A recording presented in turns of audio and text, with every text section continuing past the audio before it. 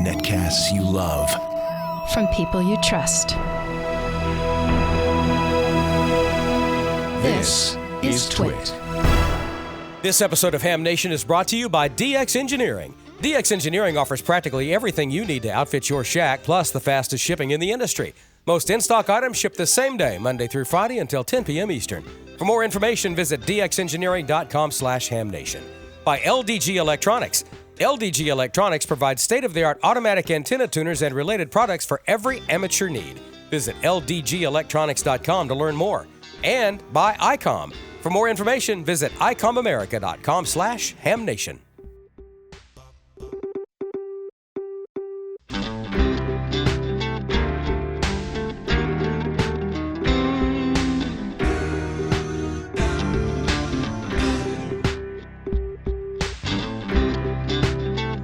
This is Ham Nation, episode number 405, June 5th, 2019. Amateur radio emergency service volunteers and everything they have to offer. Hello, everybody. It's Bob Heil, K9EID, and it's time for Ham Nation. I'm out here in the wilderness of the Ozarks, so we'll see if we can keep up the internet tonight. We got some good stuff happening. I mean, really good stuff. George is with us, and who knows what he's got, but he's got some really good stuff with Tamitha. It's a great presentation she did at Dayton. Gordo's got some good shots tonight, but what's really cool is Amanda. And we're going to go take the camera out to Amanda right now. Amanda and Jeff, what are you guys doing? Greetings to you. Well, greetings to everyone on Ham Nation. This is what we're doing. We're showing off our quick response vehicle, and this was given to Rocky Mountain Ham over here, and it's now become the amateur radio emergency communications van here in southern Colorado. So we're going to be showing off what we do for Aries and what we used to do as a rover team. And this is an awesome van, you guys. So stay tuned. Bob, you want me to take it away? Yeah, absolutely. We all want to hear and see more. Go ahead. Okay, so we're going to start here outside of the van before it starts to rain again on us. We're going to go over the bulkhead. And these are our antenna connections. And it's nice. Jeff, he knows more about this stuff. But basically, we have 9 different antennas connections that we can put in here. And we have what we call the cradle point and our sat modem out here as well. So we connect to this. We put satellites on top of the van, and we have our internet connection. So let's go inside the van and check it out, shall we?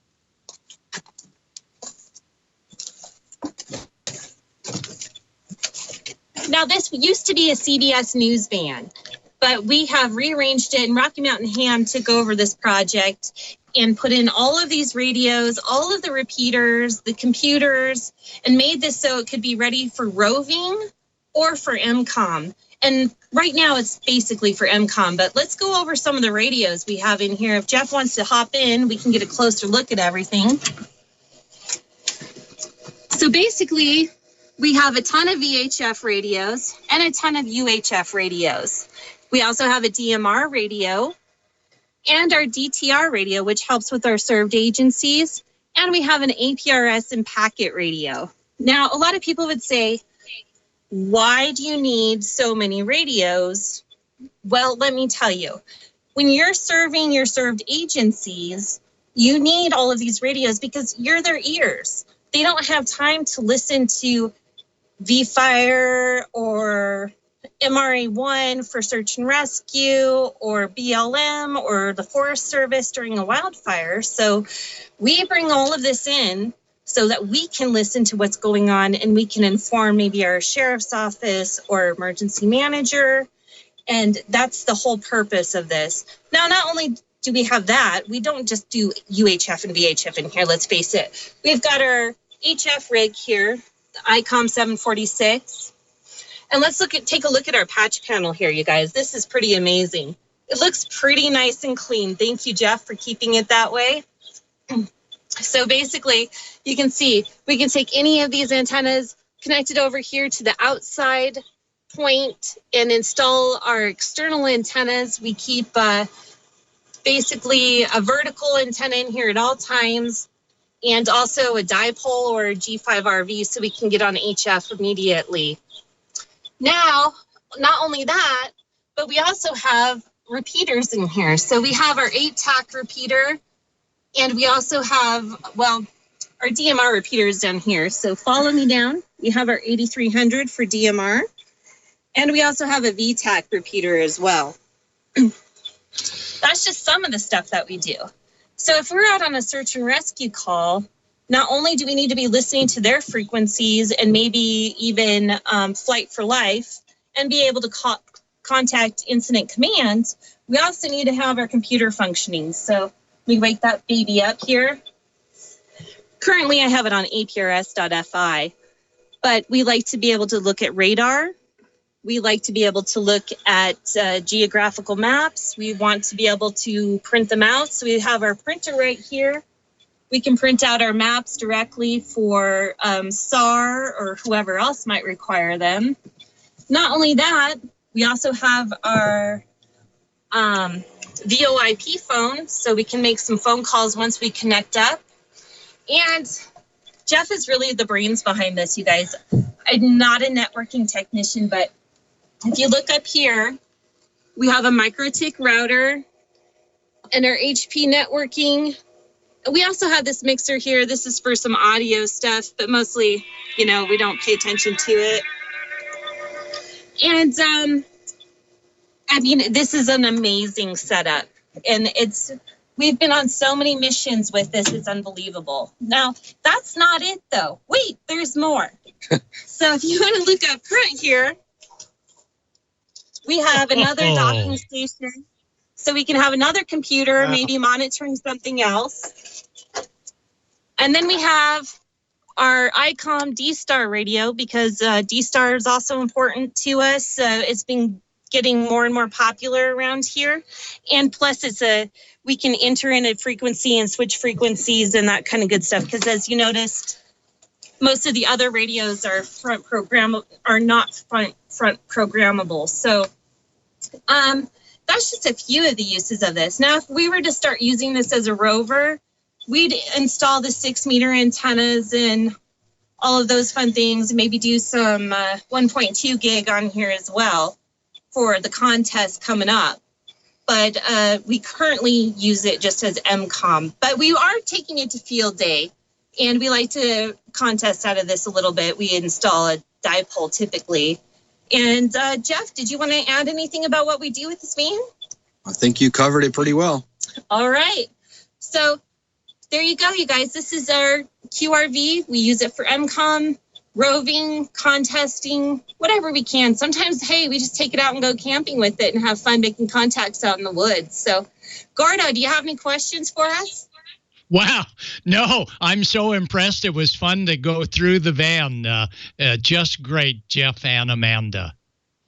Thank you. And the other thing I want to mention is that we do have a generator in here. It's very, very loud. And when we're on generator power, we do not get AC. So we like to be able to hook up on a shoreline whenever possible. And currently, our internet, Jeff was in ingenuity at his best. He put in a line from our house to the van so that we could have connectivity out here all the time. So there you guys go. And if anyone has any questions about what we're doing out of here, just send them to my email, and I'd be happy to answer them. So there you go. Thanks, everyone. Wow. Thanks so much, Amanda. That was terrific. Bob, back to you. Yeah, that was fantastic. Very, very nice, gang. Lots of work, I can tell you that. Yes. Well, thanks for showing us all that. And I know you're going to have a lot of fun. But the main thing is you'll be able to help people, maybe save lives. And that's what ham radio is all about. That's for sure. Well, let's go take a look at what Gordo's got, because he does this all the time, helping people to learn more about how ham radio can save lives. But also helps us get our license and stuff. Gordo, what you got? How you doing? You okay? You and Suze? Oh, yeah. Everything is just fine, Bob. And you know, Amanda and Jeff are talking about this weekend. And this weekend is the 2019 ARRL June VHF contest from 50 megahertz on up. And that's what we're going to look at in just a moment with our short shots. But I want to remind those of you on the East Coast, on Long Island, that LIMARC, the Long Island Mobile Amateur Radio Club, is having its big get-together. It's Hamfest this Sunday, June 9, at the Briar Cliff College in Bethpage, New York. And things will open up at 7 a.m., so be there or be square. LIMARC, a great group. All right, Victor, let's go ahead and take a look and see what's happening this weekend. Well, on the workbench right here, I was working with the LDG AT1000 Pro, and that is now in the communications van that we have. Not near as many radios as Amanda and Jeff have, but I want to tell you that automatic antenna tuner is just amazing.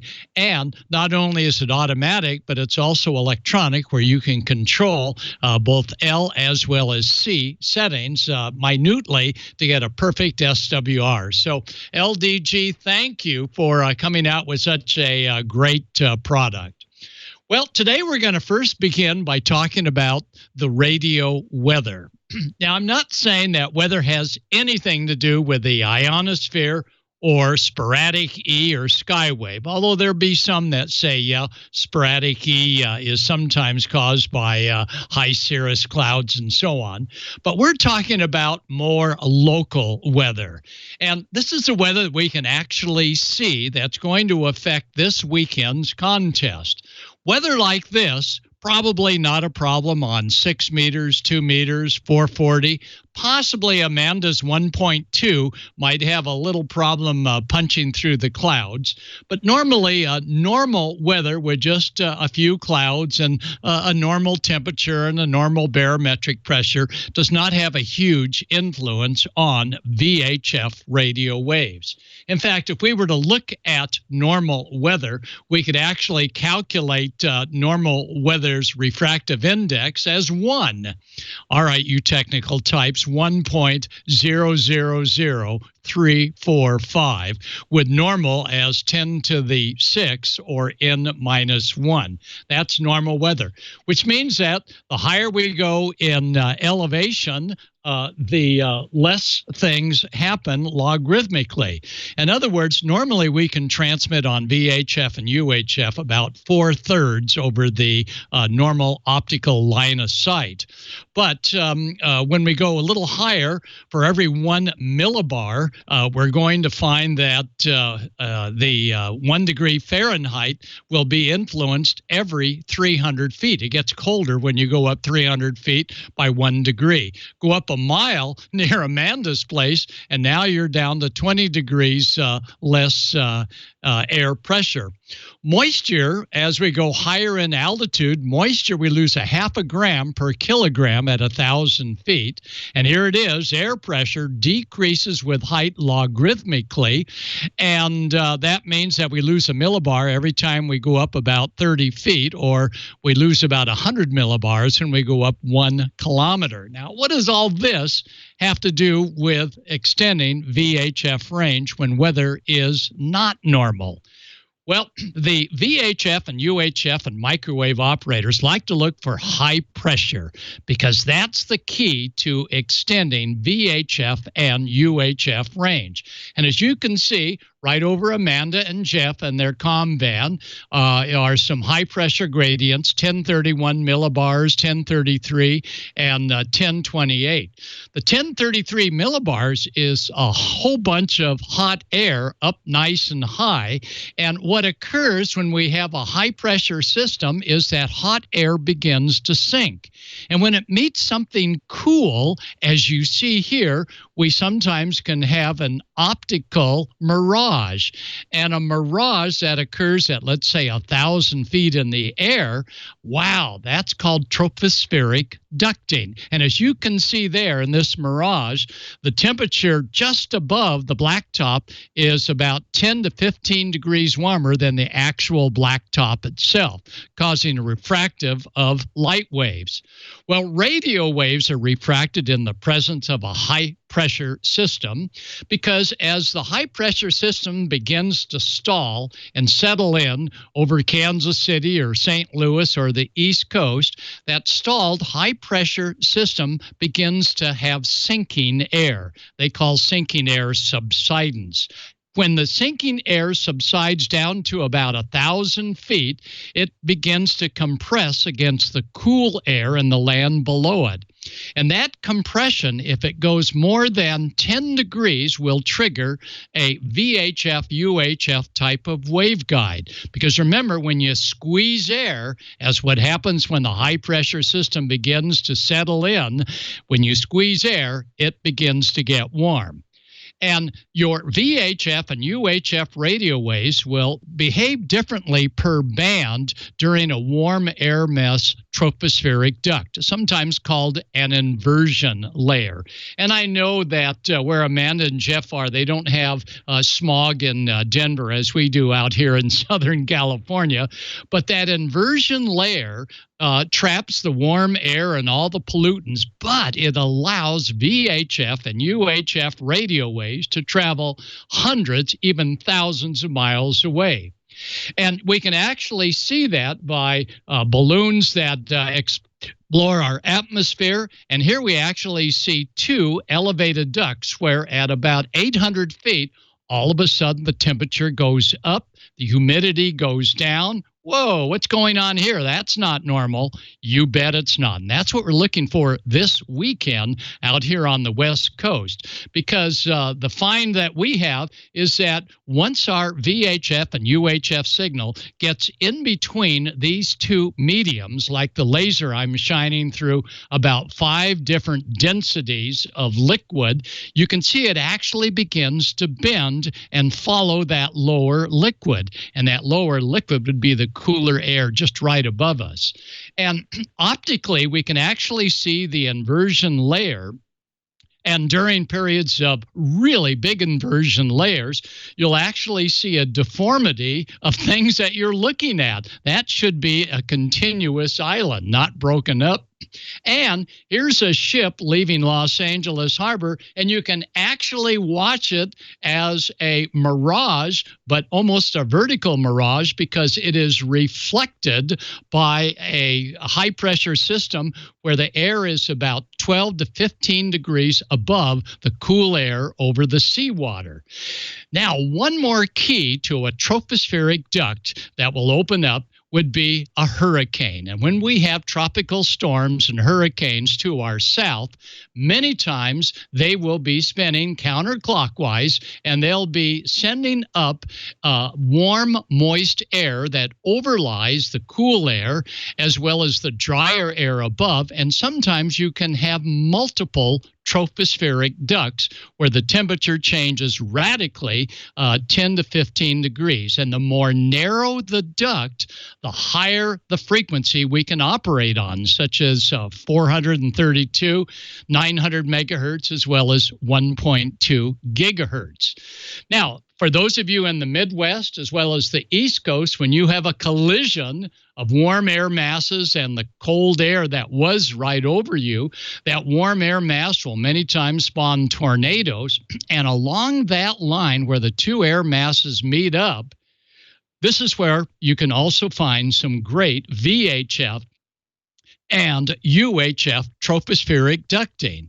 And you can talk literally hundreds, if not over 1,000 miles, but you got to be in or near the opening of the duct. And we experimented in Palm Springs when the duct was open well to Arizona at about 600 feet. But when we got up here to the top of San Gregorio Mountain, we couldn't hear the beacon at all. But when we went back down at about 600 feet to 2,500 feet, the beacons were coming in loud and clear, hundreds of miles away. Now, for real VHF, UHF weak signal operators that are just doing this all the time, they're going to go single sideband on their VHF radios. On 2 meters, 144-200 is the single sideband calling frequency. And on 432, it's 432-100. And once you make contact with a distant station via tropo, you need to switch off of that frequency because it's a calling frequency. So always switch off. Now, the biggie is Hawaii. And Hawaii, 2,500 miles coming across to us, we'd say, well, it's really got to be weak signal. But listen to this. It shows that tropospheric ducting is not mode sufficient for just CW and upper sideband. But, well, take a listen. Yeah, it sure is, Paul. Tell us what mode you're on and tell us what frequency, over. We're on 432.074 on FM. FM 432.074. Real nice signal out here. You got enough signal strength so it's 100% quieting at the present time. Okay, Paul. How far apart do you think we are? 2,500 miles. Wow. 2,500 miles FM. Now, I'm not talking about sporadic E, but rather I'm talking weak signal tropospheric ducting between the West Coast and Hawaii. And that occurs every July. Every single July, we've had that opening occur. Now, for those of you that don't have like a big, huge 25-foot array or a curtain array like Bob has, but just a small horizontal antenna like you see up there, you're going to do fine. But it's horizontal when we go on the 432 and the 2-meter weak signal portion of the band. Horizontal. Oh, great. They even make horizontal loops, this one for 2 meters and 432. 0 dB gain, but at least you're on the air horizontal. Oh, no, you don't have a horizontal setup nor a weak signal EmComm 9700 rig. Well, you can go FM, and your FM calling frequencies this weekend will be 145. Make that 146.52, 146.55, and 146.58. And on the UHF band, try either 445 or 446 FM. And all they're going to want to know is your call sign and your grid square. And you can get your grid square. You can calculate that by going to arrl.org/grid-squares. And you'll see your 2-letter, 2-number grid square where you're located. So with a small handheld, ideally with a outside antenna, but even just its own little rubber duck antenna, you can go on FM, you can go on D-Star, you can go on DMR, you can go on any of the modes. And this weekend's VHF UHF contest is for 6 meters on up, and you're going to have fun. So when you're driving around this weekend, if there's a high pressure system maybe over the Midwest, I'm not sure you're going to get one over the East Coast looking at the weather map, sorry. You'll find that a vertical antenna on your vehicle or a vertical antenna on your home will do just great. And don't forget, the amateur television network has stations all over the place. You'll usually hear them on the 440 band as well. And the longest ATV that we picked up, thanks to Bill Brown with his graphics here, was a signal we picked up from Hawaii, 6 megahertz wide on amateur television. So the amateur television network is fun. Even 10 gigahertz, no, we've never done Hawaii on 10 gigs. That would be the world's record. And you'll never work it on a small dish like I have here. My question is, okay, I'm on 10 gigs with a transverter. What's that red string in front of the dish? And we even brought up Don Arnold, W6 GPS. We said, Donnie, what is that red string with that weight hanging on the dish? He figured it out. He says that's to make sure the dish is absolutely level with the earth. That's nothing more than just a plumb bob, a little weight on it. So Don's having fun scaring all the motorists. We'll try and scare up all the fish this weekend if the weather permits. So, Amanda, that's our unit, and we've got our 6-meter antenna set for it, probably set for field day. So we sure hope to see all of you for field day. And because we've got the yellow dune buggy, Bob and Sarah had me try out. Let me tell you, I tried out the new BM17 headset. Be sure and also order the cable that's going to meet your transceiver. But let me tell you, this headset really makes a difference, and it's ultra lightweight. So for field day coming up June 22 and 23, we hope to hear you on the air. So to stay on the air in grand style, let's thumb through the DX Engineering catalog and see what they have in store for us. ARRL Field Day 2019 is right around the corner. In fact, it's so close I can almost smell the hot dogs burning on the grill. DX Engineering wants you to remember that upgrading your coaxial cable ladder lines and wire antennas can make an amazing difference in how your stations perform. Let's take ladder line, for instance. DX Engineering ladder line is an excellent choice for improved field day operations. 300-ohm ladder line is constructed of 18-gauge conductors with 19 strands of copper-clad steel wire. It's available in lengths up to 500 feet. 300-ohm ladder line is ideal for use with multiband dipoles and other antennas. 450-ohm ladder line is constructed of 16-gauge conductors. It's perfect for long horizontal runs between supports, and it can be purchased by the foot or in spools up to 1,000 feet. The ladder line handles full legal limit power and works with both receive and transmit applications. And don't get caught without enough coax on field day. Make DX Engineering your go-to coax source. DX Engineering low-loss cable assemblies are available in standard lengths. With DX Engineering's patented PL259 connectors, you can get them by the foot or in bulk spools. DX Engineering 400 Max, 8U, 8X, and 11U coaxial cables feature ultra-low-loss, gas-injected foam cable dielectrics that handle the elevated SWR of high-performance antennas. Be sure to use the online custom cable builder at dxengineering.com to build assemblies made to your exact specifications. And for portable operations, it's tough to beat the versatility of a DX Engineering wire antenna kit. DX Engineering's Easy Build UWA center T and end insulator kits let you build virtually any wire antenna type. Folded dipole, inverted V, off-center fed, Windham, ZEP, loops, and more. They feature an exclusive serpentine wire grip for insulated DX Engineering antenna wire and 300-ohm ladder line. Choose DX Engineering's premium antenna wire for better performance over standard bare wire. The PVC insulated 14 AWG stranded copper wire is comprised of 19 strands of 27-gauge solid copper. Its relaxed PVC insulation rolls out easily without coils and kinks, and it's available in lengths from 75 to 1,000 feet. DX Engineering ships faster than anybody else in the industry, so most orders placed by 10 p.m. Eastern are shipped the same day. With proven products and expert advice, DX Engineering is helping you shrink the globe. Request your catalog or shop online 24 hours a day, 7 days a week at dxengineering.com/HamNation.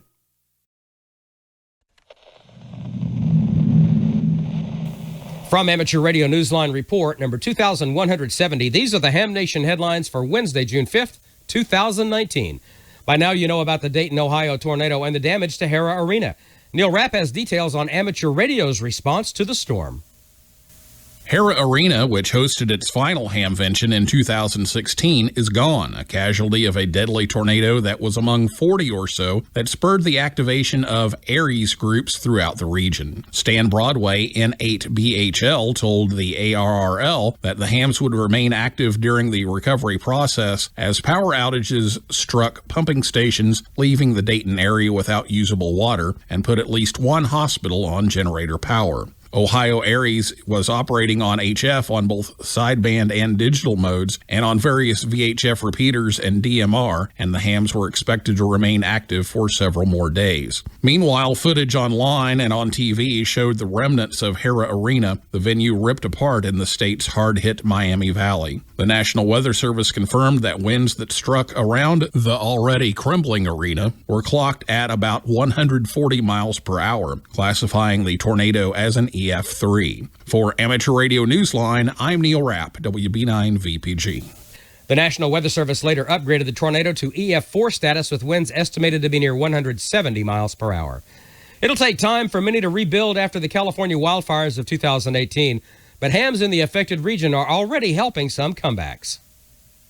The impact of last year's deadly wildfires is still being felt in California. The Carr Fire and the Camp Fire blazes burned tens of thousands of acres and left thousands homeless. Though hams stepped in and provided emergency assistance with communications at the time, hams are still helping out now in a different way. A fund established by the Mount Diablo Amateur Radio Club has been providing as much as $1,000 to hams whose repeaters were damaged or destroyed by those deadly fires. The club's president, Larry Bradley, KK6QPE, told the local newspaper that the repeaters are essential to maintaining critical radio coverage throughout the region, a mission the club itself has fulfilled for more than 7 decades. Larry told the Red Bluff Daily News, quote, "The club cannot help with the recovery of homes, vehicles, and similar property, but we are able to help with the recovery of certain amateur radio systems to help return ham radio coverage to the affected areas," end quote. Hams who suffered repeater losses and are seeking grants should contact the club at info@mdarc.org. For Amateur Radio Newsline, I'm Skeeter Nash, N5ASH. Hams showed up recently at one polling place in rural Pennsylvania, but they weren't there to cast ballots. Hams got the vote recently in French Creek Township. The rural community in Pennsylvania needed Ham's help to transmit election returns from a polling site inside a local church to the election bureau at the county courthouse. The church where voters turned out for the recent primary election lacks landline telephone service, so another means of filing the results had to be found. The Election Bureau Director Jeff Greenberg told the local newspaper that making use of hams, their radios, and repeaters provided an affordable way to get things done, saving public officials hundreds of dollars that would have been spent installing the phone lines even on a temporary basis. He also said it was a good opportunity to test the emergency response capabilities of the town.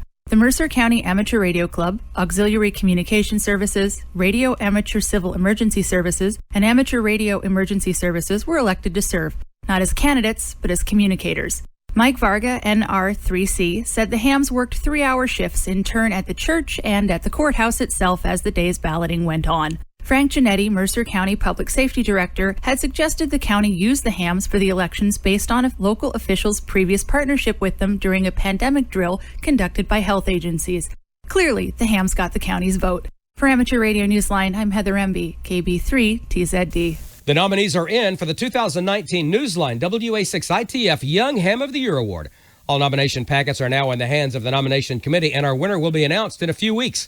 Thank you to all who nominated a young amateur, and good luck to the nominees. We'll present the award in August at the Huntsville Hamfest in Alabama, and of course, you're invited to join us. And that's all from the Amateur Radio Newsline, your independent source for amateur radio news for 4 decades and counting at arnewsline.org. With Neil Rapp, WB9VPG, Skeeter Nash, N5ASH, Heather Emby, KB3TZD, Karen Eve Murray, KD2GUT at the news desk in New York, and our news team across the globe. I'm Don Wilbanks, AE5DW. 7-3. We'll see you next time here on Ham Nation. Now, here's the solar update from Dr. Tamitha Skov, WX6SWW. We have 2 old regions that are rotating into Earth view, and they're boosting the solar flux.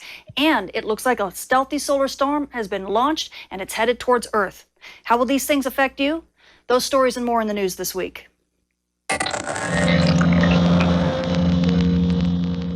This forecast sponsored in part by Eric Johansson. Check him out at Instagram.com/Scubist.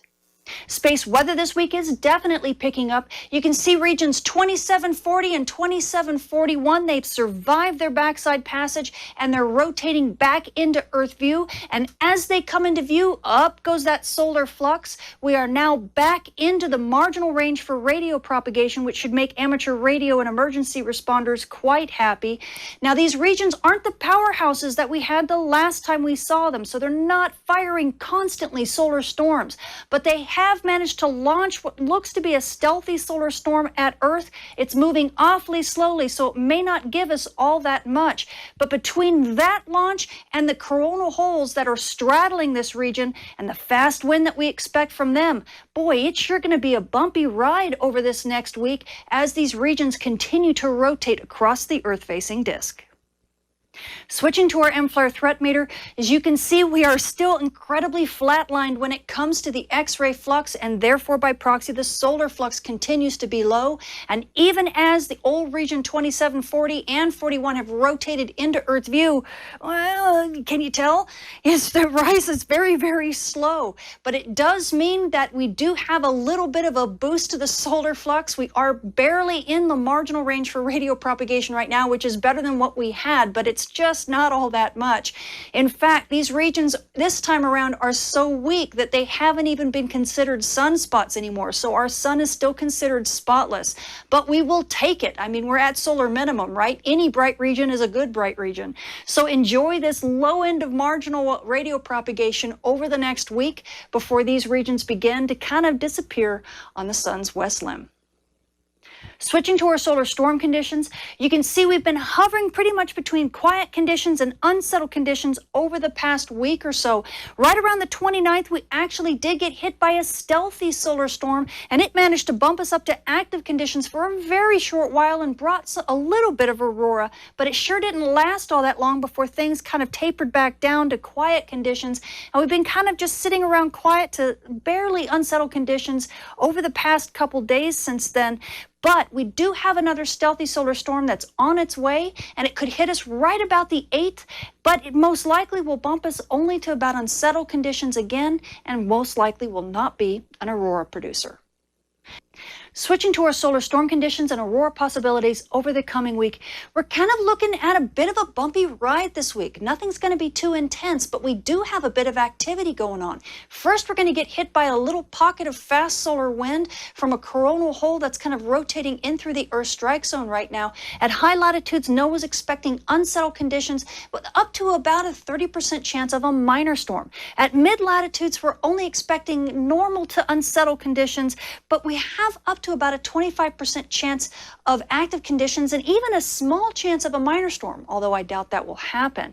Then things will quiet down, but then we have to deal with this stealthy solar storm that's going to be hitting us right around the 8th, and that could bump us back up to unsettled conditions with, maybe another chance for active conditions for a very short while.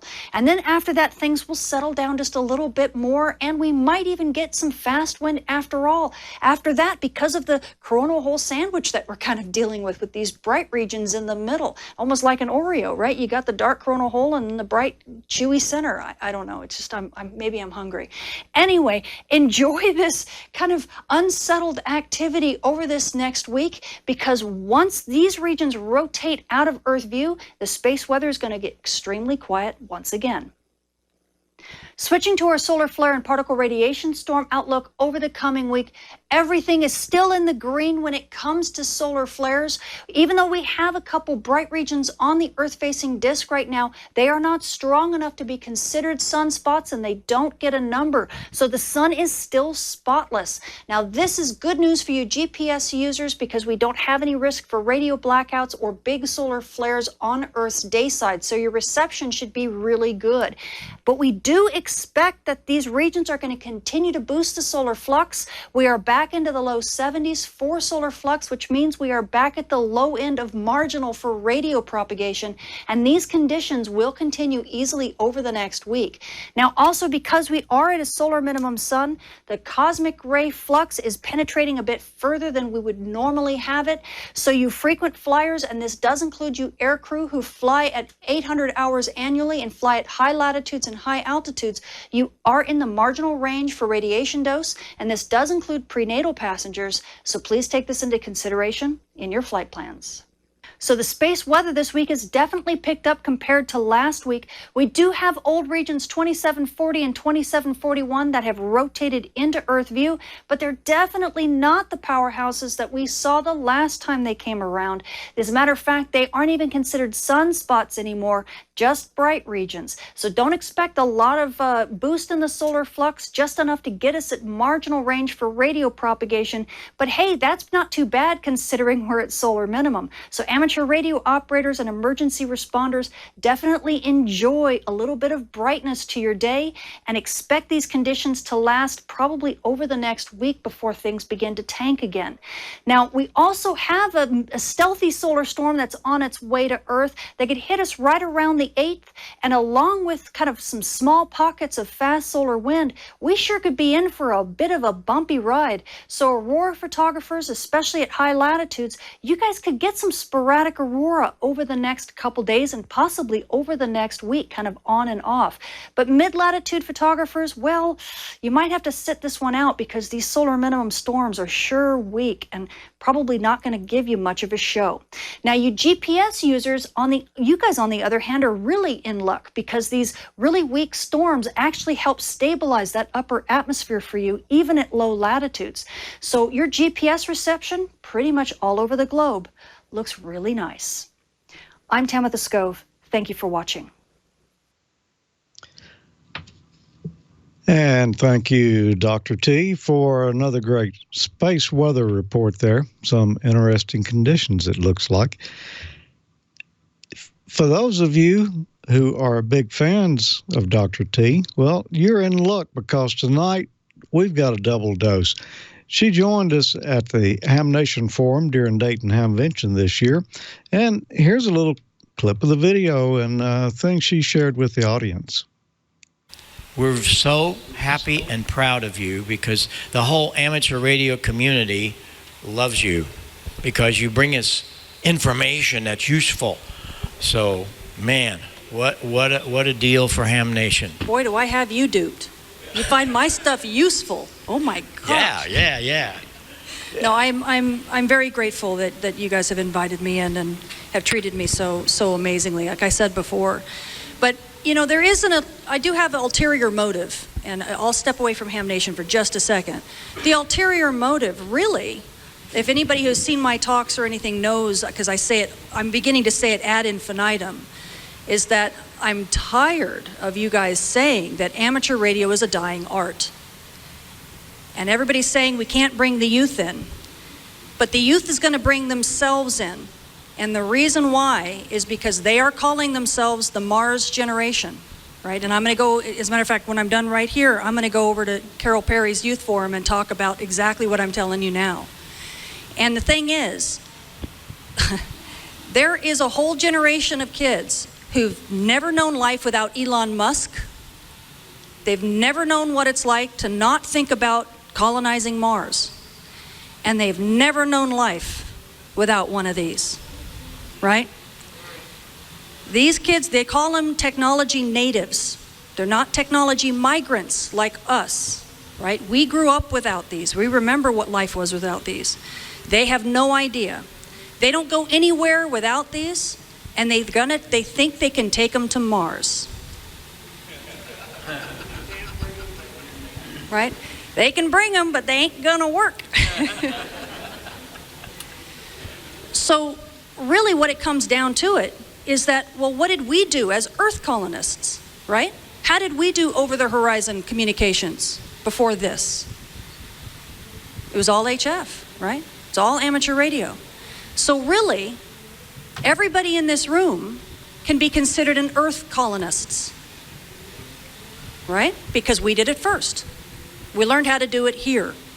Well, now we have the Mars generation, and they have no idea what HF even stands for, right? They forget that these are radios, essentially.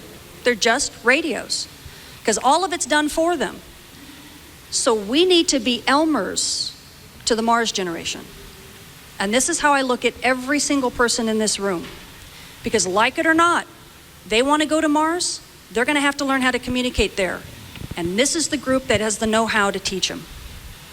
So we don't necessarily have to worry about amateur radio being a dying art. And as a matter of fact, and I've told people this before as well, if anybody tells you that and says that to you, go up and pop them in the face for me and tell them stop it, because it's not true. Amateur radio is the future, not the past. And I hope I make sure every single person in this room understands that and takes that to heart, because it is. Because if we plan to colonize other planets, that's the only way it's going to happen. And Mars is even more susceptible to space weather than is Earth. When Mars gets hit by a solar storm, it doesn't have a magnetic shield to protect it. I mean, it has magnetic field, but it's not that good. It sure can't protect it, and all that radiation and stuff will come down straight to the surface. Martian colonists will not be able to. It gives a whole new spin on the movie The Martian. You guys see that movie? It was kind of this little small little dud movie, you know, one of those little tiny films nobody saw. But when The Martian was filmed, right, you have Matt Damon, and he's out there doing his thing. But I tell you, if a real solar storm hit Mars, the astronauts have to go underneath the ground, and they know this because the radiation hits all the way to the planet. So you can't have Matt Damon hiding behind his little potatoes anymore. Right? The real story is that it's a lot more hazardous. And when that happens, the Martian atmosphere goes completely opaque to radio communication. So but radiation storms will arrive from the sun to Mars in less than an hour. So how are you going to communicate to the colonist that happens to be in his rover just over the horizon? How are you going to get to him to let him know, go to your bunker, get underground, a storm's a-coming? We're going to have to, it isn't going to be on one of these, right? So please remember that. I look to all of you as being the future because we have a whole new generation of colonists to train.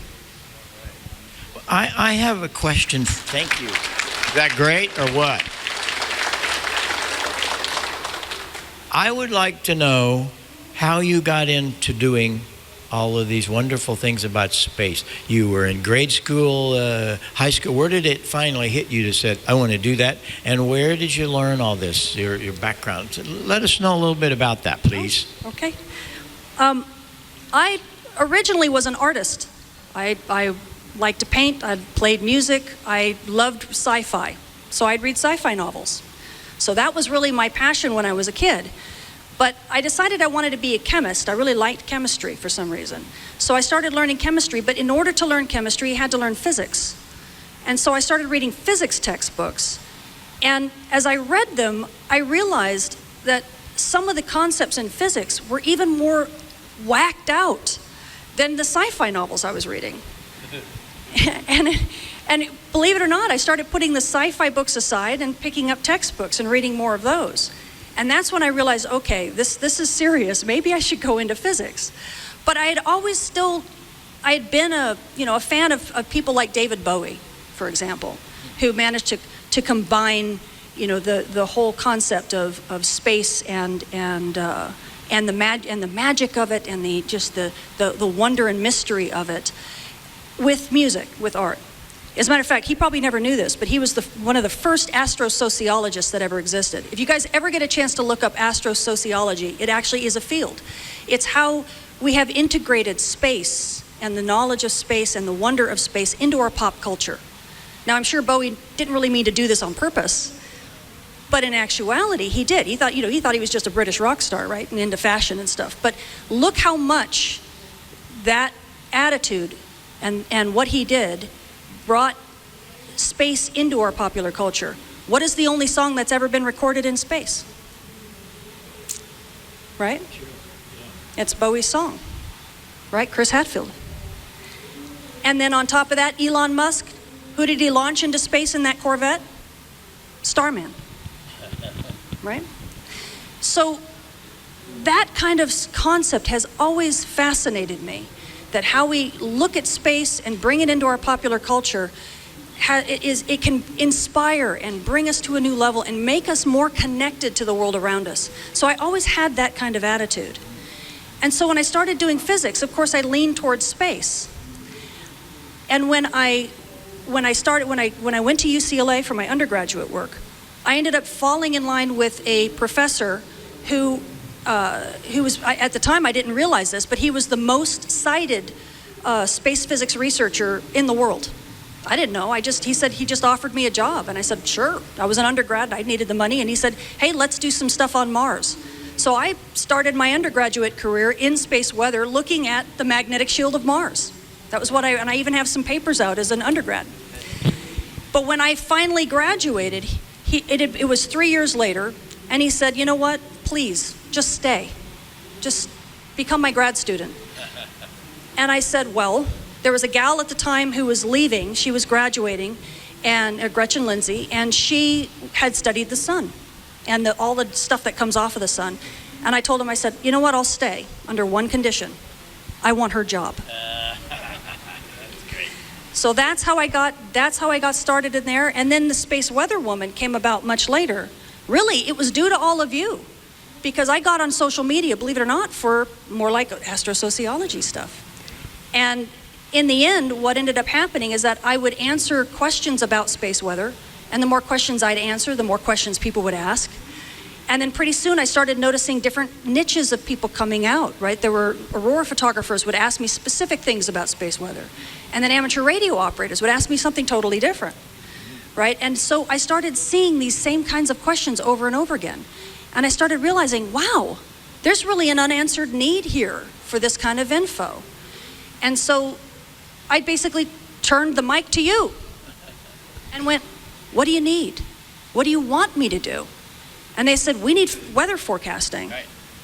And really, I said, okay, well, how about this? And I tried something. They say, no, how about more like a terrestrial forecast? And I said, what, you want me to get on a green screen and stand in front of the sun? And they went, yeah. That's a great idea. Well, you do that very well, I have to tell you.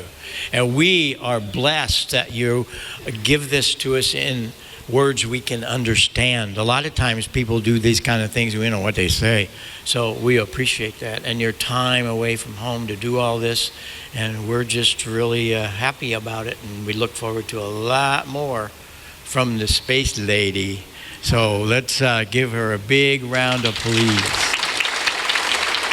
Thank you. Thank you.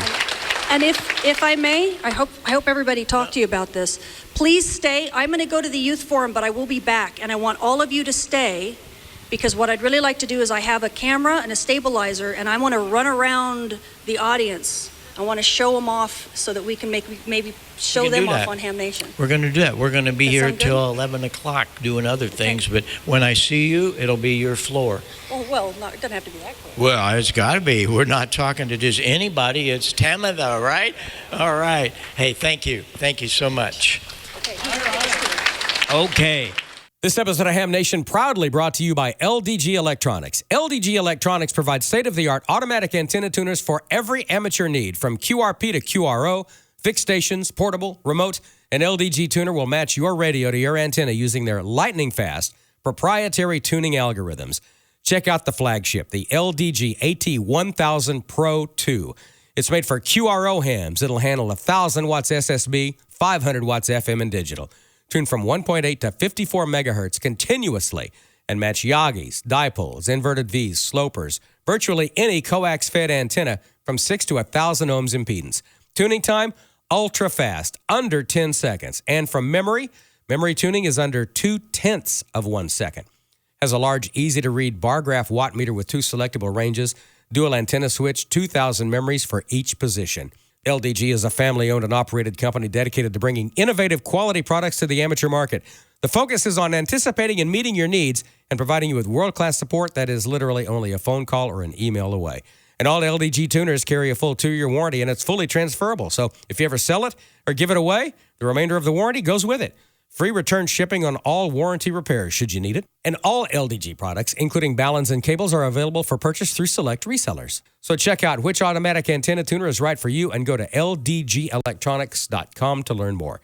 ldgelectronics.com. And we thank LDG Electronics for their support of Ham Nation.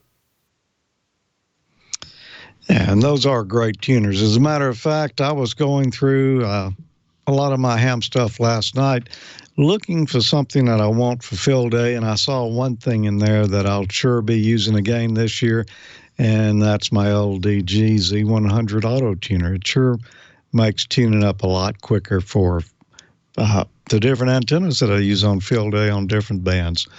So thanks, LDG, for being a sponsor here on Ham Nation.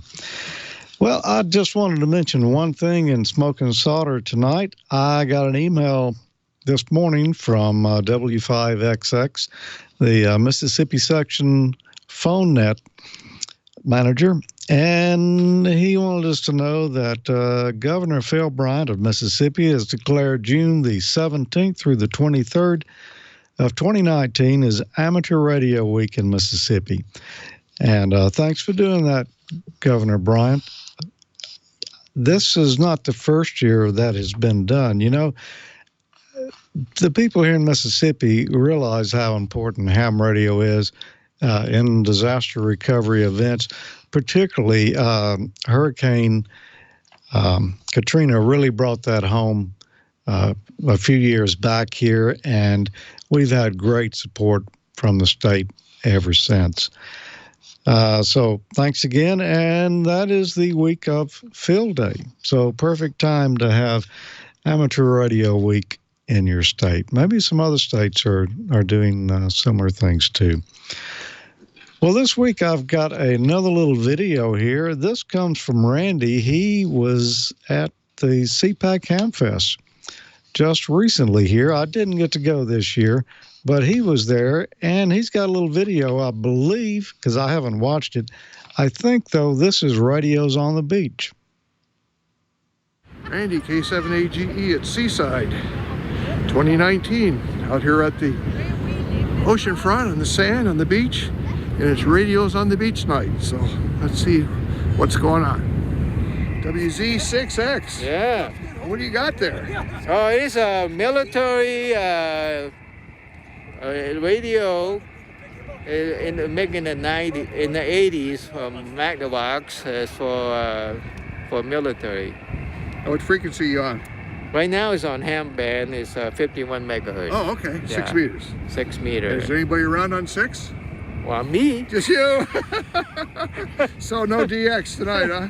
And this is a classic. Yeah. 1942, the original cell phone. I can tell those guys. Remember the cell phone? They look kind of like this, except a little smaller. The same people, Motorola, make them. That's why they look like this. The original Motorola radio. What frequency is that on? 1942. It's 75 meter, 3885 AM. And 300 milliwatts. It's about 1 mile range. Oh, so you haven't and a talked to flat Bob, ground. So you haven't talked to Bob Heil on that with his AM group? Yeah, I talked to what we call Gordo. Gordo. Yeah, we were on the Hamfest and he using that, and I was using it. Gordo. I was on Ham Nation. Yeah, well, you may be on Ham Nation again. I was on YouTube when I went to Dayton, Ohio. There you go. Demonstrating the military radio on YouTube. Oh, well, thank you much, Dave. Okay, thank you. So I found these two guys over at the pizza place, and you're... Denny, WB7UFJ. And? Ken, K7ENN. So their hats are DIT-DA, so they're A if they stand this way, and they're an N if they stand this way. Nah. We need a few more guys in your group. You can spell out high or Well, ham actually, radio. what we're thinking of doing is taking headshots and just printing out the headshots. There you go. That's cool. Thank you. Thank you. So what do we have here? That's my KX3. KX3. KXPA 100. And you're? I'm Jack, N7JP. JP. What's your best DX tonight? On this particular rig, or? Yeah. New Zealand. Wow. Voice? Voice, yes. Cool. Yeah. Oh, well, Dave's on 14307 down the beach. Yeah, we've already talked back and forth. We're both targeting the same guy in New Zealand. Well, have fun. All right, thanks. What, you got a stepper IR here? Yeah, crank IR. Crank IR, yeah. Yep, yeah, so use one of those at courtside. They were great. They were great. Yeah, it's working out. It's working out pretty good here. Band conditions earlier today weren't the best, but it's fun to be on the beach operating. Get on and be radioactive. That's right. All right, thank you. All right. Yeah, this looks like something in progress here. I see a roll of a massive spaghetti here. Now, what's this supposed to be when you're done? I'm thinking it's going to be the world's strangest crappie pole. Oh, crappie pole. Yes. So I mean, it's a crappy antenna? It could be. Could be. This is a maiden voyage. Around here, the sun out of it. So your name and call? I'm Alden, K6ZY. Thank you, Alden. And you're? WB7DBJ, Gene. Gene, thank you. Well, you got to get this thing untangle? I don't know. I'm just helping him out here. You're just helping him out? Yep. Well, it's a good thing you haven't been drinking. You'll never get that sorted out. Oh, I got it. It might sorted. help. It might help. I got it sorted. All right. There. Now at least we're on the right side. Pretty good sized gang out here tonight.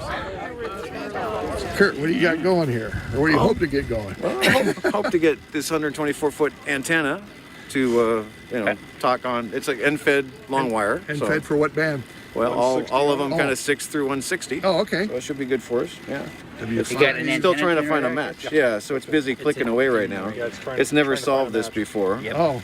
I don't know that it's. It doesn't sound that happy. You got a KX3 and the amplifier here. So KX3 and a KPA 100, so 100-watt system, and then a little battery to run it all. End-fed long wire coming down to a 9-to-1 balun. One side's going off. There's a counterpoise, and I've got a ground hooked up to the hot side of the antenna. Sorry about all these wires being so pretty. So there's a wireless, right? A resistor in there to try to bleed off the high voltage that we've had in the past. We used to draw off some pretty good arcs when we'd set this up on the beach. So with it's insulated wire, right? So how does it get in there? But nonetheless, it'd get your attention if you touched it. You always had the ground there? Oh, you don't want to blow up the front end of the KX3. Yeah, so then there's a ground and hopefully enough battery power for, I think, long night. Yeah. We'll charge it up again. 10K. 10K? Yeah. We're having some help here with the grounding system, so you got about another 50 feet to do. Hurry.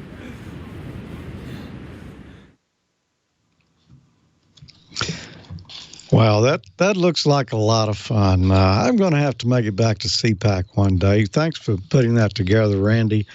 But I didn't realize they did all that there. The year that I went, I didn't go out to the beach. I thought they were going to go swim, and it was really, really cold. And I was thinking, no, I'm not going to get in the water. It's a little too chilly for that. And I don't know if they did this year or not, but boy, radio's on the beach, a lot of fun. Randy is collecting your photos of what you've been building, wrenching, or soldering. He wants to use them in a future episode of Show Us Your Projects. Send him videos, please. Photos only, please. No videos. And send him a little description of what it is you've been working on. And send those to Randy K7AGE at HamNationProjects at twit.tv. And you could be in a future episode there when we show Ham Nation Projects and what are you building? What's your project? We'll be back in just a moment, but first, let's see what kind of projects EmComm has going.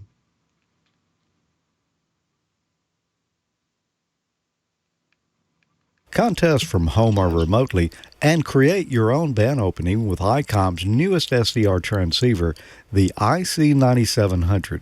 Bring in direct sampling to the UHF-VHF weak signal market. The IC9700 all-mode transceiver is loaded with innovative features. Dedicated amateur satellite operation, color touchscreen, D-Star capability built in, RF direct sampling on the 2-meter and 70-centimeter bands, dual independent receivers capable of full duplex operation as well as dual watch, and 100 watts max output power on 2 meters, 75 watts max on 70 centimeters, and 10 watts max on 1.2 gigahertz. The IC7610 is the SDR every ham wants. This high-performance SDR has the ability to pick out the faintest signals even in the presence of stronger adjacent signals. The EmComm IC7610 is a direct sampling software-defined radio that will change the world's definition of a SDR radio. RF direct sampling, 110 dBm RMDR, independent dual receivers, and dual digicell. The IC7300 is changing the way entry-level HF is designed. This high-performance, innovative HF transceiver with a compact design will far exceed your expectations. RF direct sampling, 15 discrete bandpass filters, large 4.3-inch color touchscreen, real-time spectrum scope, and SD memory card slot. Visit iCommAmerica.com/amateur for more information on all the great EmComm radios. And don't forget to be ham active in June. Participate in both the June VHF contest as well as Field Day. submit your logs and see how you did in the pileup. And EmComm invites you to enter in their weekly drawings for some great swag prizes by going to EmCommAmerica.com/HamNation. You could win T-shirts or hats, and you'll automatically be entered in the monthly grand prize drawing for a new radio. And for May, we have a winner. It's Dave, W8PQI. And Dave is a lucky winner of an ID 4100A entry-level D-Star mobile rig. Congratulations, Dave. And you should go enter too, EmCommAmerica.com/HamNation, because for June, we've got another great radio. It's the EmComm IC2730A dual band, dual watch mobile, simultaneous VHF and UHF receive, or VHF VHF, or even UHF UHF. Rugged, mil-spec standard 810. It has a large LCD display. There's a built-in weather alert function, and free CS2730 programming software is available just for download. And there's also an optional Bluetooth board available if you'd like that. You can use one of EmComm's great headsets to get, receive, and send audio, and also key the rig remotely. So go to EmCommAmerica.com/HamNation after this and each episode and register to win. Sign up. Good luck. And don't forget to follow EmComm America Inc. on Facebook and Twitter. And I think Amanda is back now from the van. I've got one question about the van there, Amanda. Did they remove the pneumatic mast before you got it, or did you get the mast with it? So, unfortunately, our van did not come with the mast, and that's what we would like to put in there. This one had instead the huge octagonal dish that would raise up the KA band dish. And we actually removed it because the van is already so top heavy. We want to make it easier for people to be able to drive.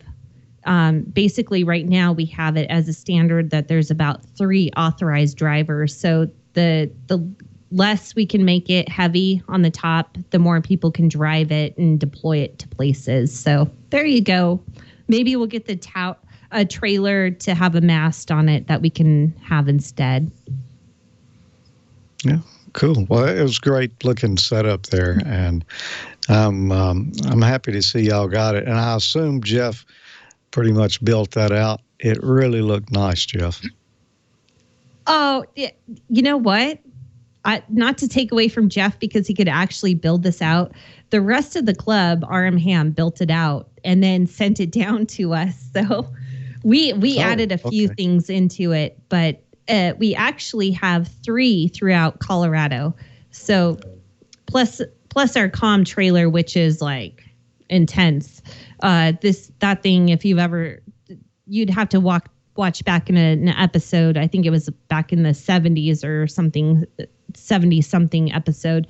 But RM Ham put a lot of work into all of these, but it was really nice of CBS 9 News from Denver to donate these for the cost of $1 a piece. But they did put in a lot of hard work, and we really like our vans. And another question about the van was, have you considered equipping the van with a 24 dBi 2.4 gigahertz grid to pick up Wi-Fi?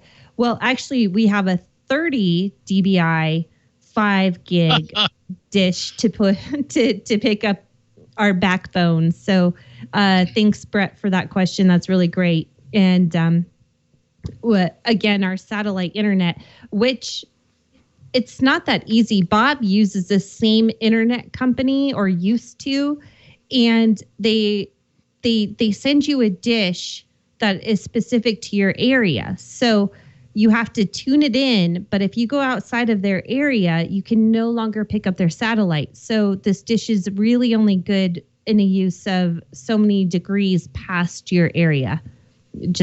I know it's complicated, but it takes a long time to find the signal if you have to do it manually. All right, my next question, Bob, I'm going to send this to you. Will a J-pole work well horizontally? Bob had to drop off, Amanda. Oh, that's okay. I can send this to George or even Gordo. Either one. Either one of you guys can take this. Will a J-pole work well horizontally to generate a horizontally polarized VHF signal? Gordo, you want to take that? Yeah, that's a great question. But before we answer that question, Amanda, think hitch and one of the telescopic flagpoles. For those that have a chance to look at the earlier version of tonight's cast, you'll see the van with nothing more than a hitch mount and a flagpole that drops in it, and it goes up to 28 feet, quite respectable, and that'll fly a lot of great HF antennas if your served agency is needing comms outside of their area. Now, as for the J-pole, yes, you can run the J-pole horizontal, and you should try it on beacons. And the beacon band, which you would tune in on upper sideband CW mode on your ICOM 9700 from DX Engineering. God, how'd I do? The J-pole would work, but without gain. But give it a try, but you need a beacon from 144 275 to 144 300 upper sideband or CW. You need a beacon that's probably also horizontal to be able to know that indeed it's going to work okay for your area. But yeah, give it a try on upper sideband. Just run it horizontal. If you got a van, just turn the whole van sideways. Amanda? Oh yeah, and that's actually, we can do that. I'm sure of it. Jeff can verify that later on. To answer a few other questions about the van, it is owned by Ham, and we deploy it everywhere. And in fact, this has been deployed during several different wildfire fires. Sorry, that's like Duel's thing. But anyhow, this basically does not assist a type 1 or type 2 team. And everybody in Aries is already knowing what I'm talking about. Anyone else, just forget about it. But this is to assist your type 3 or your first response teams to a wildfire. We're going to bring in some communication. We're going to bring in some internet for you. We bring in charging stations. We bring in extra batteries for your DTR radios. That's kind of how this works, is that we're the first response. This is not a long-term response, because anyone that knows, when those type 2 or type 1 teams move in, they bring the whole city with them. And you guys should really investigate these. And if you ever have the chance to go and tour one, you definitely should, because you will be amazed at what they bring with them. They bring in portable repeaters and everything they need. They have showers, they have their food trailers, they have their comm trailers, everything. And it's really amazing. And we should probably go over it sometime to show you guys what these teams bring in. But this is really your first response time frame. So typically we're responding during the first 24 to 96 hours, if even that. But it's amazing what we can provide these people while they're trying to get out. And basically it's your search and rescue teams or your sheriff's department is out there trying to evacuate homes and going out excuse me, and rescuing animals, and that's what we're there to assist with. So that's what we're doing. And while they're doing that, and they're extremely busy, we're there listening to comms on BLM Fire or Forest Service, and we're hearing what they're doing, and we're reporting back to our served agencies, the sheriff's office, telling them what's going on. They know if there's going to be a helicopter drop because we're listening to it, because they do not have the time or the radios to listen to that. So that's basically what this van is for. And I want you guys out there as Aries people to sell this to your served agencies and saying, we can do this for you. We don't have to be on ham radio. we want to serve you in any way we can, and we can listen to stuff that you can't listen to or don't have the time or opportunity to listen to, and this is what we do. So I'm very passionate about it. I know. I'm sorry. So with that, we'll go ahead and wrap this up, and I'll talk about our nets, and then we can close it up here. We're going to have our normal nets on 40 meters on 71.99 and 20 meters on 14.268. Then we're going to have D-Star on 14 Charlie and DMR on TAC 311. So please join us there if you can. Okay, Amanda. Boy, great seeing the van tonight. And yeah, we look forward to whatever you might have in the future there as well. It looks like the amateur radio community there serves the served agencies and the public very well. Sounds like you're well equipped there. Gordo, before we get out of here, any last words? No, I just think it's terrific that Amanda and Jeff realize that once they bring in your served agency's resources, that hams just don't back off and go away. We can very subtly say, did you know they're going to have a helicopter drop 1,000 gallons or 500 gallons of water, right? You know, this they will appreciate and will keep you on scene. So continue, all of you, to follow Amanda and Jeff's suggestions. Work with your served agency and let them know we're more than just hams able to pass traffic on HF or digital, that we can also listen in on alternate frequencies and give them a heads up when they're way too busy to be listening to all the traffic that hams are very useful in listening to with their headsets and other scanner receivers. Back to you. That was a great point, Gordo. And Amanda, yeah, I'm glad you brought that up because I had not really considered that. But yeah, that's a very important service you can provide right there because, yeah, there's no way they can listen to everything. You're absolutely right. They do not have the time. They're trying to listen to their own channels, and they're listening to Mother Dispatch. So no, they don't have the chance to listen to that. And if you can put those in your IAP and offer those services, they're going to jump at it, especially if it's for free. So, you know. Right. Yeah. Look at that. Yep. Well, thanks, everyone. And this is the Charlie's Angel shot here. I'm not sure why Gordo and I are in it, but there we go. Yeah, I don't know what I should be looking like, but I'm sure I can't pull it off.